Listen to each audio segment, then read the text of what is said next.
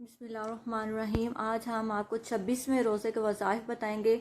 26वें रोज़े को आप नफल नमाज तहज्जुद के बाद 100 मरतबा पढ़ेंगे। सुबहानल्लाहि व बिहम्दिही, सुबहानल्लाहिल अज़ीम व बिहम्दिही, अस्तगफिरुल्लाह। उसके बाद अपने लिए दुआ करेंगे और फिर बाद नमाज फ़जर हम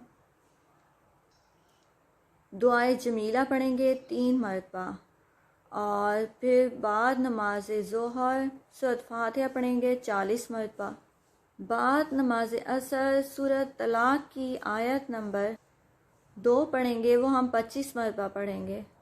और बाद नमाज मगरिब अल्लाह ताला का प्यारा नाम या गनिय्यू 300 मरतबा पढ़ेंगे।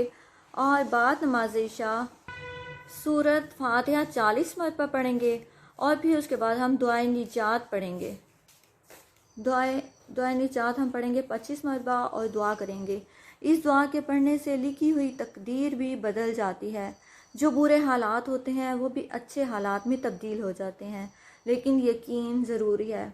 हम जो भी वजीफ़ा करें हम यकीन के साथ करेंगे तो हमारा इंशाल्लाह जिस मकसद के लिए करेंगे वो हमारा मकसद पूरा होगा।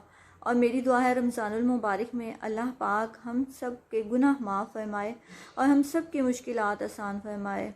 और जुम्मतुल मुबारक, जुम्मतुल अलविदा दुआ होगी, अलविदाई महफिल होगी और दुआ की जाएगी, इज्तिमाई दुआ होगी, उसमें शामिल हो सब, ताकि अल्लाह पाक हम सब की मुश्किलात आसान करे और हम सब के घर में खुला वसी हलाल रिज़्क़ अता फरमाए।